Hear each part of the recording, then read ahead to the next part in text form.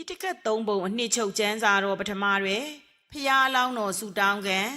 ဖျားလောင်းတော်သူမေရာဖျားစုပန်ခဲ့ပုံဤဗဒ္ဒကဘာမှပြန်ရေးရေတွက်သောလေးအသင်ချေနှင့်ကဘာတသိန်းအထက်၌အမရဝရီမြည်သောမြို့သည်ရှိ၏ထိုမြို့သည်ရှုကျင်ပွဲရှိ၏ပျော်မွေ့ပွဲကောင်း၏ထိုမြို့သည်စားပွဲထမင်းတောက်ဖွဲအဖျော်နှင့်ပြည့်စုံ၏စင်တန်မြင်းတန်စီကြီးတန်ခယူသင်းတန်ယထာတန်စားကြကုန်တောက်ကြကုန်ဟု၍ထမင်းအဖျော်နှင့်ဆက်သောကြွေးကြော်တန်ဟူသောအတန်နူညံနေ၏တိတ်ဆိတ်နေသည်မရှိလှုပ်ရှားသက်ဝင်နေ၏ထိုမြို့သည်အလုံးစုံသောမြို့အင်္ဂါတို့နှင့်ပြည့်စုံ၏အလုံးစုံသောအလုတ်အမှုတို့နှင့်ပြည့်စုံ၏ယရနာခုနှစ်ပါးတို့နှင့်ပြည့်စုံ၏လူမျိုးမျိုးတို့ရောပြွန်းနေထိုင်လျက်ရှိ၏နတ်မျိုးကဲ့သို့ပြည့်စုံ၏ဖုံးကန်ရှင်တို့၏နေရာဖြစ်၏ထိုအမရဝရီမြို့၌သူမေရာမည်သောပုံနာသည်ရှိ၏ထိုပုံနာသည်ဂရေများစွာသောဥစ္စာကိုတိုမီသိမ်းစီထား၏များစွာသောဥစ္စာစပါးရှိ၏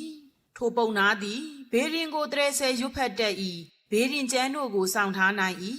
သုံးပါသောဝေထာကျမ်းတို့၏တစ်ဖက်ကန်းသို့ရောက်၏လက္ခဏာကျမ်းကိုလည်းတစ်ဖက်ကန်းခတ်တက်မြောက်ကျွမ်းကျင်၏ဣတိဟာတာပုရံကျမ်းကိုလည်းတစ်ဖက်ကန်းခတ်တက်မြောက်ကျွမ်းကျင်၏မိမိတို့၏အကျင့်တရား၌အထွတ်အထိပ်သို့ရောက်၏ပုံနာတို့၏ဘေးရင်သုံးပုံနှင့်ရစ်ပူဇော်ပုံအစီရင်စသည်ကိုပြသောတရားကိုလည်းအပြည့်အစုံတက်မြောက်ကျွမ်းကျင်၏ထိုအခါငါဖျားသည်ထိုသူမေရာဖြစ်ခဲ့၏သူမေရာတထေးဖြစ်သောဘွား၌ဖျားလောင်းငါသည်စိတ်ငြိမ်ရာသို့ချင်းကပ်လျက်ထိုင်နေပြီးလျှင်ဤသို့ဆင်ခြင်း၏ဘွားတင်၌ဖြစ်ရခြင်းပြီးသည်ဆင်းရဲလှ၏ကိုခန္ဓာ၏ပျက်စီးရခြင်းသည်လည်းဆင်းရဲလှ၏ထိုအခါသူမေရာဘွား၌ဖြစ်သောငါသည်ဤသို့ဆင်ခြင်းမိပြန်၏ငါသည်ပရိသေနေရခြင်းသဘောရှိ၏အိုရခြင်းသဘောရှိ၏နာရခြင်းသဘောရှိ၏ထိုကြောင့်အိုခြင်းကင်းရာတေခြင်းကင်းရာဘေးမရှိရာအေးငြိမ်းရာနိဗ္ဗာန်ကိုရှာမိတော့အံ့ငါသည်ကျင့်ကြီးကျင့်ငယ်စသောအပုပ်အတိုးမျိုးမျိုးပြည့်သောဤကိုယ်ကောင်ပုဂ္ဂိုလ်ငဲ့ကွက်လိုခြင်းမရှိဘဲစွန့်ပြစ်၍သွားရလျင်ကောင်းမည်ဘဝသုံးဖြာတန်တရားမှလွတ်ရလွတ်ကြောင်းကောင်းမြတ်သောအကျင့်သည်စင်စစ်ဧကံအမှန်ပင်ရှိရမည်ဘဝသုံးဖြာတန်တရားမှလွတ်မြောက်ရာလွတ်မြောက်ကြောင်းကောင်းမြတ်သောအကျင့်ကားမရှိသည်မဖြစ်နိုင်ဘဝသုံးဖြာတန်တရားမှလွတ်မြောက်ဖို့ရာကောင်းမြတ်သောထိုအကျင့်သည်မရမနေရှာဖွေတော့အံ့ဆင်းရဲရှိလျင်ချမ်းသာလည်းရှိတကဲ့သို့ထို့အတူဘဝရှိလျင်ဘဝကင်းရာနိဗ္ဗာန်လည်းမချွတ်ဧကံအမှန်ပင်ရှိရမည်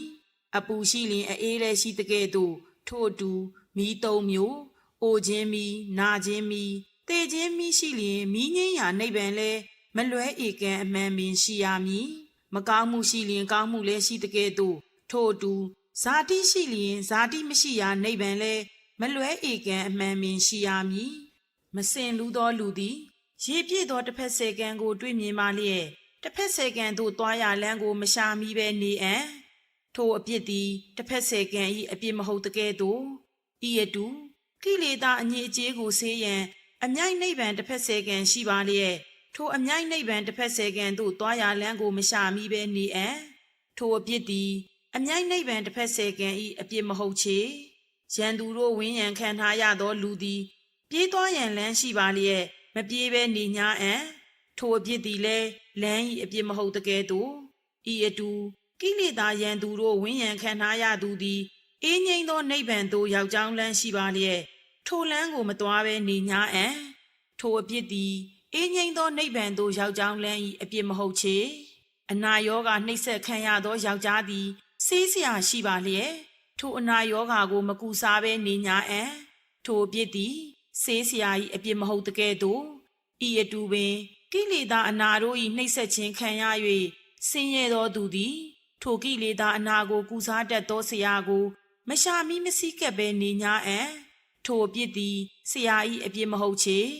လယ်ပင်၌အကောင်ပုတ်ဖွဲ့ချီခံထားရသောလူသည်လယ်ပင်၌ဖွဲ့ချီခံထားရသောအကောင်ပုတ်ကိုဆက်ဆုပ်သည်ဖြစ်၍ဖြည့်ချွတ်ပြီးလျင်အလိုရှိတိုင်းချမ်းသာလွတ်လပ်စွာသွားရတကဲ့သို့ထိုအတူပင်ငါသည်ကျင့်ကြီးကျင့်ငယ်စသောအပုပ်အတိုးအမျိုးမျိုးတို့၏ပေါင်းစုရာဤကိုယ်ကောင်ပုတ်ကိုငဲ့ကွယ်ခြင်းလိုချင်ခြင်းမရှိဘဲစွန့်ပြေး၍သွားတော့အံ့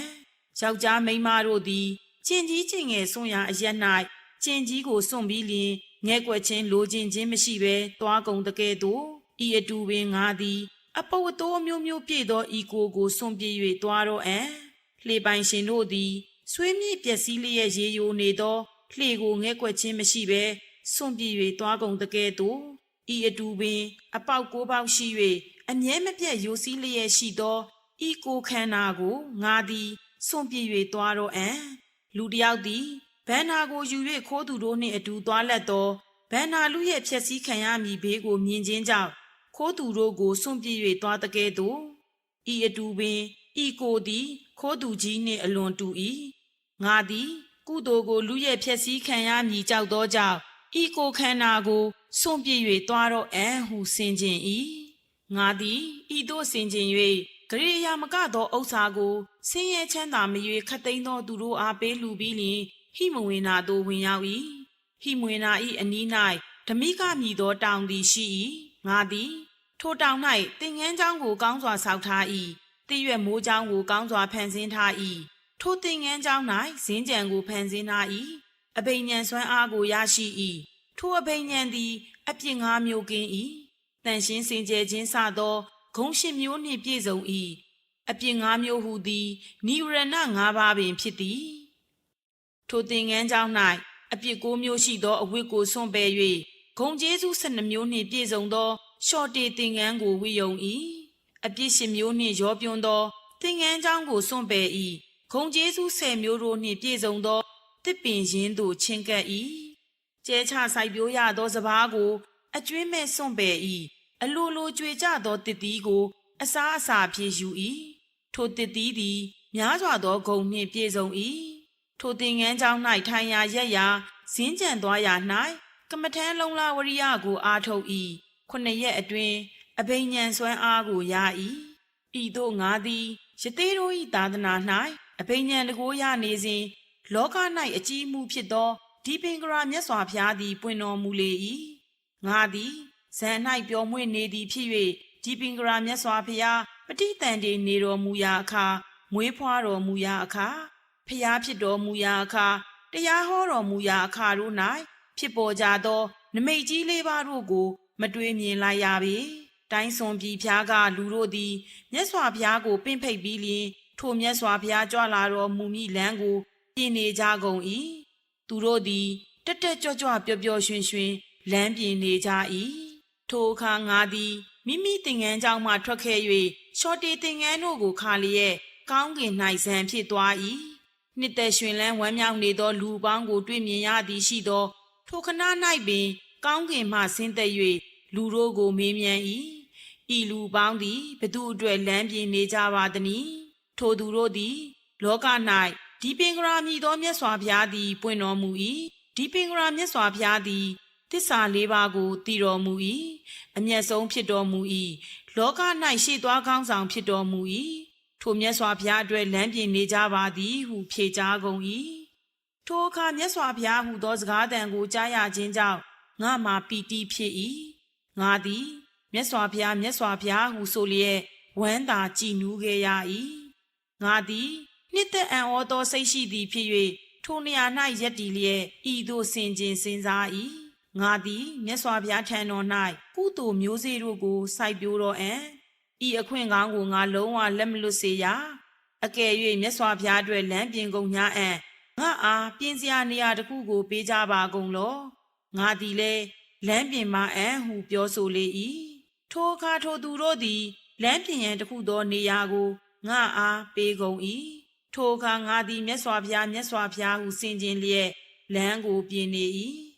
ငါ၏တာဝန်ကျနေရာသည်ပြင်၍မပြီးမီမန်၅ပါးကိုအောင်တော်မူသောဒီပင်ကရာမြတ်စွာဘုရားသည်ကြွလာတော်မူ၏ယဟန္တာ၄သိန်းတို့သည်လည်းဖျားရှင်၏နောက်တော်မှလိုက်ပါလာကြ၏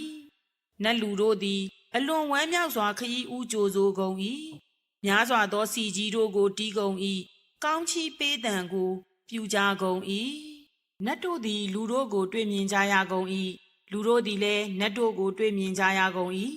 ထိုနတ်လူနှစ်ဦးလုံးတို့ပင်လက်အုပ်ချီလျက်မြတ်စွာဘုရားနောက်မှတကောက်ကောက်လိုက်ကြကုန်၏နတ်တို့သည်နတ်တူရိယာတို့ကိုတီးမှုတ်ကုန်လျက်လူတို့သည်လူတူရိယာတို့ကိုတီးမှုတ်ကုန်လျက်မြတ်စွာဘုရားနောက်မှဝိုင်းအောင်လိုက်ကြကုန်၏ကောင်းကင်၌သွားကုန်သောနတ်တို့သည်နတ်၌ဖြစ်သော မန္နာရဝနပန်းကို၎င်းဗရုံမာကြပန်းကို၎င်းပင်လေကတိပန်းကို၎င်းအရက်မျက်နှာအသီးသီးမှကျဲဖြန့်ပူဇော်ကုန်၏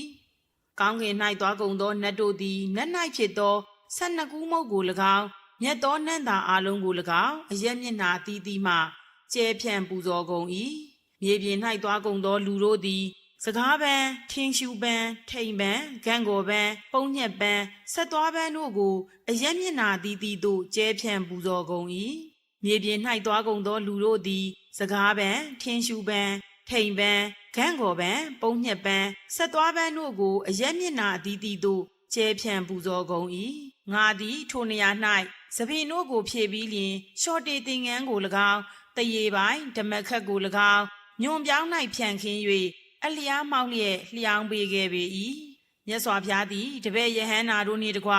တပည့်တော်ကိုနင်း၍ကြွသွားတော်မူပါညွန်ပြောင်း၌နင်းတော်မမူပါနှင့်ဤသို့တပည့်တော်အားနင်း၍ကြွသွားခြင်းသည်တပည့်တော်အတွက်ကောင်းကျိုးဖြစ်ပါလိမ့်မည်ဟုလျှောက်၏မြေပေါ်၌လျောင်းအိတ်သောငါမှာဤသို့စိတ်အကြံဖြစ်ခဲ့ပေ၏ငါလိုရှိလက်သောဤနေ့ပင်ငါ၏ကိလေသာတို့ကိုလောင်ကျွမ်းစေနိုင်၏ယဟန်နာဖြစ်နိုင်၏ဒီပင်ကရာမြတ်စွာဘုရား၏သာသနာတော်၌မထင်ရှားသောအသွင်ဖြင့်တရားကိုမျက်မှောက်ပြုသဖြင့်ယဟန်နာဖြစ်သဖြင့်ငါအတွက်ဘာအကျိုးရှိမည်နည်းငါသည်နတ်နှင့်တကွသောလောက၌တပညုတဉာဏ်ကိုရ၍မြတ်စွာဘုရားဖြစ်အောင်ငါသည်ကိုယ်ဆွမ်းအမြင့်သောယောက်ျားမြတ်ဖြစ်ပါလျက်တယောက်တည်းကူးမြောက်သဖြင့်ငါမှာဘာအကျိုးရှိမည်နည်းငါသည်တပညုတဉာဏ်ကိုရ၍နတ်နှင့်တကွသောလောကကိုကယ်တင်ပေငါသည်ယောက်ျားမြတ်ဖြစ်သောမြတ်စွာဘုရားပေါ်၌ပြုရသောဤလွန်ကဲသောကောင်းမှုကြောင့်တပညုတဉာဏ်ကိုရ၍များစွာသောလူပေါင်းကိုကယ်တင်နိုင်ရပါလို၏ငါသည်တန်တရားရေလျင်ကိုဖျက်တောက်၍ဘဝသုံးပါးတို့ကိုဖျက်ဆီးကာအရိယမဂ်ခင်တီဟုသောတရားလှေသင်းဘောကိုကောင်းစွာတက်စီးလျက်နတ်နှင့်တကွသောလောကကိုကယ်တင်ပေလူသားဖြစ်ခြင်းယောက်ျားဖြစ်ခြင်းအရဟတဖို့ကိုရနိုင်သလောက်အကြောင်းရှိပြီးသူဖြစ်ခြင်းတတ်တော်ထင်ရှားရှိသောမြတ်စွာဘုရားကိုဖူးတွေ့ရခြင်းယတိယဟန်ဖြစ်ခြင်းတမဘက်၈ပါးအဘိညာဉ်၅ပါးနှင့်ပြည့်စုံခြင်းအသက်ကိုဆွံ့၍ဆူတောင်းခြင်းထက်သန်သောအလိုဆန္ဒရှိခြင်းဤ၈ပါးသောအကြောင်းတရားတို့ပြည့်စုံခြင်းကြောင့်ဖျားစုပန်မှုသည်ပြည့်စုံနိုင်၏ဒီပင်ကရာမြတ်စွာဘုရားသည်ငါ၏ဥကောင်းနီး၌ရက်လျက်မိန်တော်မူသည်မှာဤယတိကိုကြည်ရှုကုန်လောဤယတိသည်ဤဗဒ္ဒကဘာမှနောက်မရေတွက်နိုင်သောကဘာ၌လောက၌ဖျားဖြစ်လိမ့်မည်ထိုအခါဘုရားလောင်းသည်ပျော်မွေ့ဖွယ်ကောင်းသောကပိလမည်သောမျိုးမှထွက်၍ကမထမ်းစီးဖြန်းခြင်းလုံလာဝရိယကိုအားထုတ်လျက်ပြုနိုင်ခဲ့သောအကျင့်ကိုကျင့်လိမ့်မည်ထိုအခါဘုရားလောင်းသည်စိတ်ကြောင်းညောင်ပင်ရင်း၌ထိုင်၍ထိုညောင်ပင်ရင်း၌နို့ကနာစွမ်းကိုခံယူပြီးလျင်နေရင်စရာမြစ်သို့ချဉ်ကပ်လိမ့်မည်ထိုဘုရားလောင်းသည်နေရင်စရာမြစ်ကမ်း၌နို့ကနာစွန်းကိုသုံးဆောင်ပြီးလျင်နတ်တို့စီရင်ထားသောမြတ်သောလမ်းခီးဖြင့်ဘောဓိပင်ရင်းသို့ချဉ်ကပ်လိမ့်မည်ထိုနောက်အတုမရှိသောများသောအချမ်းရံရှိသောမြတ်စွာဘုရားသည်ဘောဓိမန်နိုင်ကိုလက်ရာရည်လှဲ့လေသည်ကိုပြုပြီးလျင်ညောင်ဗုဒ္ဓဟေပင်ရင်း၌ပွင့်လိမ့်မည်ထိုမြတ်စွာဘုရား၏မေတော်ရင်းသည်မာယာမြည်သောမိဖုရားဖြစ်၍ခမဲတော်သည်တုတ်တော်ဒနာမြည်သောမင်းဖြစ်လိမ့်မည်ထိုမြတ်စွာဘုရားသည်ဘောဓမအမည်ရှိလိမ့်မည်ကောလိတနှင့်ဥပတိတ်တာတာရိပုတ္တရာနှင့်မောက္ကလန်တို့သည်အခတာဝကအမျက်ဆုံးတပည့်တို့ဖြစ်ကြလိမ့်မည်အာနန္ဒာမြည်သောယဟန်သည်အလုတ်ကျွေးဖြစ်၍ထိုမြတ်စွာဘုရားကိုပြုစုလှုပ်ကျွေးလိမ့်မည်ခေမာနှင့်ဥပ္ပလဝဏ်တို့သည်အခတာဝိကအမျက်ဆုံးတပည့်မာတို့ဖြစ်ကုန်လိမ့်မည်ထိုမြတ်စွာဘုရား၏ဘောဓိပင်ကိုညောင်ဗုဒ္ဓဟေပင်လို့ခေါ်ဆိုကြလိမ့်မည်စိတ်တနှင့်ဟဋ္ဌာလာဝကတို့သည်အမျက်ဆုံးအလုတ်ကျွေးဒါယကာတို့ဖြစ်ကုန်လိမ့်မည်ဥတ္တရာနှင့်နန္ဒမာတာတို့သည်အမျက်ဆုံးအလုတ်ကျွေးဒါယိကာမတို့ဖြစ်ကုန်လိမ့်မည်လူနတ်တို့သည်အတုမရှိသောမြတ်စွာဘုရား၏ဤစကားကိုကြားနာရကုန်သည်ရှိသောဤယတိကဖျားလောင်ဖြစ်တဲ့ဟုအလွန်ဝမ်းမြောက်ကုန်လျက်ကြွေးကြော်တန်ပဲ့တင်တန်တို့ကိုဖြစ်စေကြကုန်၏လက်ပန်းပေါက်လဲခတ်ကြကုန်၏ရွှင်လန်းလဲရွှင်လန်းကုန်၏လောကဓာတ်တစ်တောင်းရှိနတ်နှင့်တကွသောလူတို့သည်လက်အုပ်ချီကာရှ िख ိုးကြကုန်၏အကယ်၍ငါတို့သည်ဤဒီပင်ကရာမြတ်စွာဘုရား၏သာသနာတော်ကိုလွဲချော်ကုန်အနာဂတ်ကာလတွင်ဤဂေါတမမြတ်စွာဘုရား၏မျက်မှောက်၌ဖြစ်ရပါလိုကုန်၏မြစ်ကိုကူးကုန်သောလူတို့သည်မျက်နှာချင်းဆိုင် တူရူစိတ်ကန်းကိုလွဲချော်ကုန်သည်ရှိသောအောက်စိတ်ကန်းကိုယူ၍မြင့်မကြီးကိုကူးကုန်တကဲ့သို့ဤအတူပင်ငါတို့အားလုံးတို့သည်အကယ်၍ဒီပင်ကရာမြတ်စွာဘုရားကိုလက်လွတ်ကုန်အံ့အနာဂတ်ကာလ၌ဤဂေါတမမြတ်စွာဘုရား၏မျက်မှောက်၌ဖြစ်ရပါလိုကုန်၏ဟုဆုတောင်းကုန်၏အဝေးမှယူဆောင်လာသောအလှဝိထုတို့ကိုပင်ခံယူတော်မူထိုက်သောဒီပင်ကရာမြတ်စွာဘုရားသည်ငါ၏ကောင်းမှုကိုမိန့်ကြားတော်မူပြီးလျှင်လက်ရာခြေကိုကြွားချီတော်မူ၏ထိုရက်၌မြတ်စွာဘုရား၏သားတော်ဖြစ်ကုန်သောယဟန်အလုံးတို့သည်ငါကိုအယိုသေးပြုကြကုန်၏နတ်လူအတူရာတို့သည်ရိုသေစွာရှိခိုး၍ပြန်သွားကြကုန်၏ထိုအခါငါမြင်နိုင်လောက်ရာအရက်ကိုတန်ခါနှင့်တကွသောမြတ်စွာဘုရားကြော်လွန်သွားမှသာငါသည်လျောင်းလျာမှထား၍ထက်ဝဲပလင်ကိုဖွဲခွေနေ၏ထိုအခါငါသည်ကိုယ်စိတ်ချမ်းသာ၍ဝမ်းမြောက်နှစ်သက်စွာထက်ဝဲပလင်ဖွဲခွေနေ၏ထိုအခါငါသည်တင်ပလင်ခွေထိုင်ပြီးလျှင်ဤသို့စဉ်းစားဆင်ခြင်၏ငါသည်ဇံကိုကျွမ်းကျင်အောင်လေးလာပြီးဖြစ်၏အဘိညာဉ်တို့ကိုလည်းတစ်ဖက်ကန်းခတ်နိုင်နှင်းကျွမ်းကျင်၏တတောင်းသောလောကဓာတ်၌ငါနှင့်တူသောယသေတို့မရှိကုန်ငါသည်တကိုးကုံတို့၌အတူမရှိသူဖြစ်၏ထိုများလောက်ထိအစင်မြင့်သောချမ်းသာကိုရခဲ့ပေ၏ဟုဆင်ခြင်၏ငါထက်ဝဲပလင်ဖွဲ့ခွေရာအခါ၌တတောင်းသောလောကဓာတ်၌နေကုန်သောမြမကြီးတို့သည်တင်သည်မချွတ်ဧကံဖျားဖြစ်လိမ့်မည်ဟုကျဲစွာကြွေးကြော်တန်းကိုကြွေးကြော်ကြကုန်၏သူမေတာယသိမြတ်ရှေးခါကဖျားလောင်းတို့မြတ်သောထက်ဝဲပလင်ကိုဖွဲ့ခွေရာအခါ၌နမိတ်တို့သည်ထင်ကုန်တကဲ့သို့ယခုလဲထိုနမိတ်တို့သည်ထင်ကုန်၏ထိုကြောင့်တင်သည်မချွတ်ဧကံဖျားဖြစ်လိမ့်မည်ရှေးခါကဖျားလောင်းတို့မြတ်သောထက်ဝဲပလင်ကိုဖွဲ့ခွေရာအခါ၌အေးသည်ကင်းပြောက်၏အပူသည်ငြိမ်းအေး၏ယခုလဲထိုနမိတ်တို့သည်ထင်ကုန်၏ထိုကြောင့်တင်သည်မချွတ်ဧကံဖျားဖြစ်လိမ့်မည်ရှေးခါကဖျားလောင်းတို့မြတ်သောထက်ဝဲပလင်ကိုဖွဲ့ခွေရာအခါ၌တတောင်းသောလောကဓာတ်တို့သည်အတန်တိတ်ဆိတ်လျက်အနှောက်အယှက်ကင်းကုန်၏ယခုလဲထိုနမိတ်တို့သည်ထင်ကုန်၏ထိုကြောင့်သင်သည်မချွတ်ဧကံဖျားဖြစ်လိမ့်မည်ရှေးခါကဖျားလောင်းတို့မြတ်သောထက်ဝဲပလင်ကိုဖွဲ့ခွေရာအခါ၌ပြင်းထန်သောလေတို့သည်မတိုက်ခတ်ကုန်မြစ်တို့သည်မစီးဆင်းကုန်ယခုလဲထိုနမိတ်တို့သည်ထင်ကုန်၏ထိုကြောင့်သင်သည်မချွတ်ဧကံဖျားဖြစ်လိမ့်မည်ရှေးဖျားလောင်းတို့ထက်ဝဲပလင်ဖွဲ့ခွေသောအချိန်၌ကုန်းပန်းရေပန်းအားလုံးတို့သည်ပွင့်ကုန်၏ယခုလဲထိုပန်းအားလုံးတို့သည်ပွင့်ကုန်၏ထိုကြောင့်သင်သည်မချွတ်ဧကံဖျားဖြစ်လိမ့်မည်ရှေးဖျားလောင်းတို့ထက်ဝဲဖွဲ့ခွေနေသောအချိန်၌နွယ်ပင်တစ်ပင်တို့သည်အသီးသီးကုန်၏ယခုလဲထိုပင်အားလုံးတို့သည်အသီးသီးလျက်ရှိကုန်၏ထိုကြောင့်သင်သည်မချွတ်ဧကံဖျားဖြစ်လိမ့်မည်ရှေးဖျားလောင်းတို့ထက်ဝဲဖွဲ့ခွေနေသောအချိန်၌ကောင်းကင်၌တည်သောယေဒနာမြေ၌တည်သောယေဒနာတို့သည်ထွန်းလင်းတောက်ပါကုန်၏ယခုလဲထိုယေဒနာတို့သည်တောက်ပါလျက်ရှိကုန်၏ထိုကြောင့်သင်သည်မချွတ်ဧကံဖျားဖြစ်လိမ့်မည်ရှေးဖျားလောင်းတို့ထက်ဝဲဖွဲ့ခွေနေသောအချိန်၌လူ၌ဖြစ်သောတူရိယာနတ်၌ဖြစ်သောတူရိယာတို့သည်အလိုလိုမြည်ကုန်၏ယခုလဲထိုနှမျိုးသောတူရိယာတို့သည်အလိုလိုမြည်လျက်ရှိကုန်၏ထိုကြောင့်သင်သည်မချွတ်ဧကံဖျားဖြစ်လိမ့်မည်ရှေးဖျားလောင်းတို့ထက်ဝဲဖွဲ့ခွေနေသောအချိန်၌စမ်းကြဲသောပန်းပွင့်မိုးတို့သည်ကောင်းကင်မှရွာကုန်၏ယခုလဲထိုပန်းပွင့်မိုးတို့သည်ရွာလျက်ရှိကုန်၏ထိုကြောင့်သင်သည်မချွတ်ဧကံဖျားဖြစ်လိမ့်မည်ရှေးဖျားအလောင်းတို့ထက်ဝဲဖွဲ့ခွေနေသောအချိန်၌မဟာသမုဒ္ဒရာသည်ဝဲလေ၏တတောင်းသောလောကဓာတ်သည်တုန်လှုပ်၏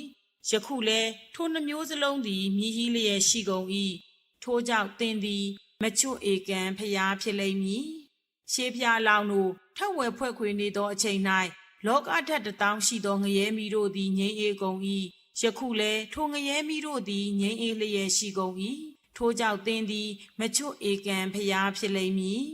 ရှေးဖျားလောင်းတို့ထက်ဝဲဖွဲ့ခွေနေသောအချိန်၌နေမင်းသည်အညစ်ကြေးကင်းစင်၏အလုံးစုံသောကျေတာယာတို့သည်ထင်ရှားကုန်၏ယခုလဲနေမင်းသည်အညစ်ကြေးကင်းစင်၏ထိုကျေတာယာတို့သည်ထင်ရှားကုန်၏ထိုကြောင့်သင်သည်မချွတ်ဧကံဖျားဖြစ်လိမ့်မည်ရှေးဖျားလောင်းတို့ထက်ဝဲဖွဲ့ခွေနေသောအချိန်၌မိုးမရွာဘဲရေသည်မြေမှပန်းထွက်၏ယခုလဲထိုရေသည်မြေမှပန်းထွက်လျက်ရှိ၏ထိုကြောင့်သင်သည်မ ချွတ်ဧကံဖျားဖြစ်လိမ့်မည်ရှေးဖျားလောင်းတို့ထက်ဝယ်ဖွဲ့ခွေနေသောအချိန်၌ကျေတာယာနှင့်နက္ခတ်တို့သည်ကောင်းကင်ဝင်း၌တင့်တယ်ကုန်၏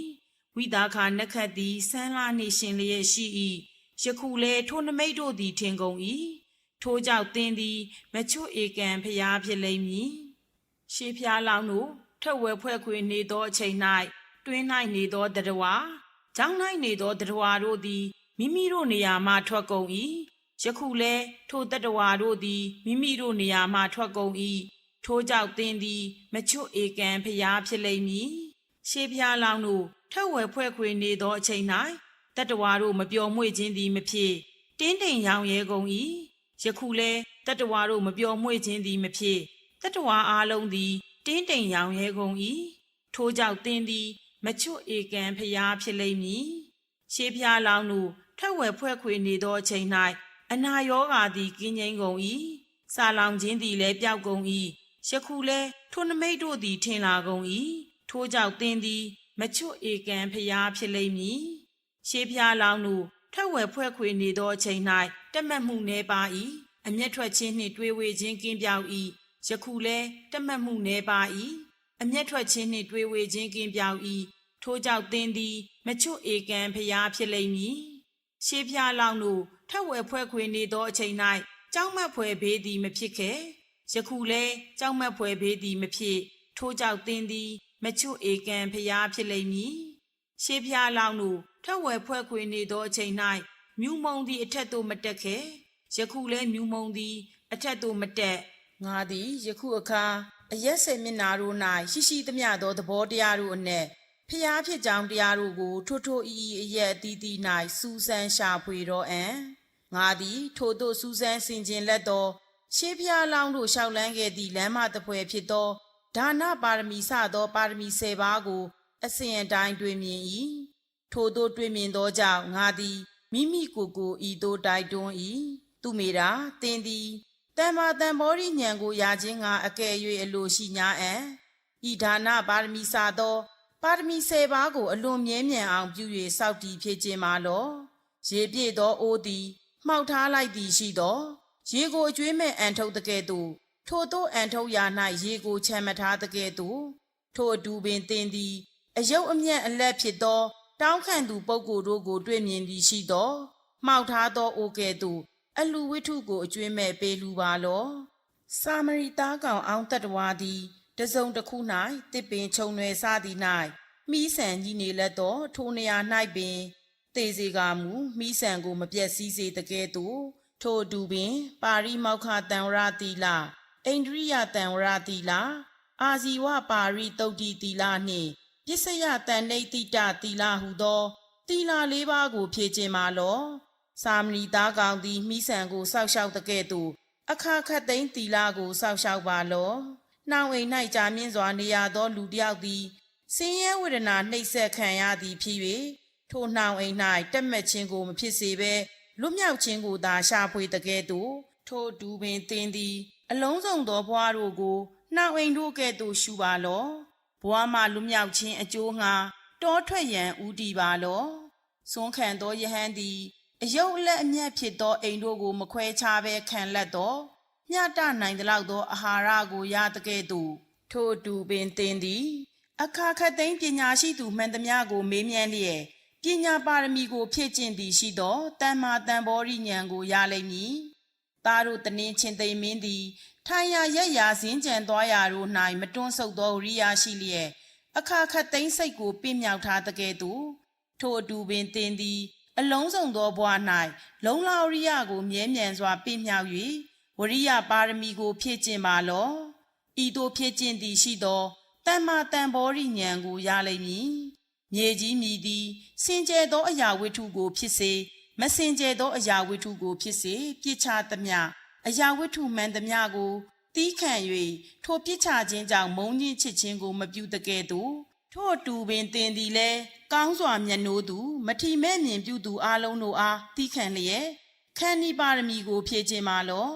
ဤသို့ဖြည့်ခြင်းသည်ရှိသောတမ္မာတံဘောရိဉာဏ်ကိုရလိမ့်မည်နတ်နှင့်တကွသောလောက၌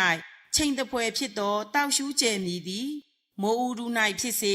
စောင်းဥရုຫນွေဥရု၌ဖြစ်စေသွားမြဲလမ်းမှမဖဲမရွှေ့တကဲ့သို့ထို့တူပင်သင်သည်လည်းတစ္ဆာစကားတို့၌ပြောဆိုမြဲလမ်းမှမဖဲမရွှေ့မူ၍တစ္ဆာပါရမီကိုဖြည့်ခြင်းပါလောဤသို့ဖြည့်ခြင်းသည်ရှိသောတမ္မာတန်ဘောရိဉာဏ်ကိုရလိမ့်မည်လှုပ်ရှားခြင်းမရှိဘဲကောင်းစွာတည်တံ့သောကြောက်တောင်သည်ပြင်းထန်သောလေတို့ကြောင့်မတုံမလျုပ်မိမိနေရာ၌သာလျှင်တည်နေတကဲ့သို့ထို့တူပင်သင်သည်အဋိဋ္ဌံပါရမီ၌အခါခတ်သိမ်းတုန်လှုပ်ခြင်းမရှိသူဖြစ်ပါလောအဋိဋ္ဌံပါရမီကိုဖြည့်ခြင်းသည်ရှိသောတမ္မာတန်ဘောရိဉာဏ်ကိုရလိမ့်မည်ရေမြည်သည်ကောင်းသောလူမကောင်းသောလူတို့ကိုအေးဖြစ်အညီအမျှပြန့်နှံ့ထိ၍မြူအညစ်ကြေးကိုမျောချပေးတကဲ့သို့ထို့တူပင်သင်သည်မိမိအကျိုးကိုဆောင်ပေးသူမိမိအကျိုးကိုမဆောင်သူတို့ကိုအညီအမျှမေတ္တာပွားပါလော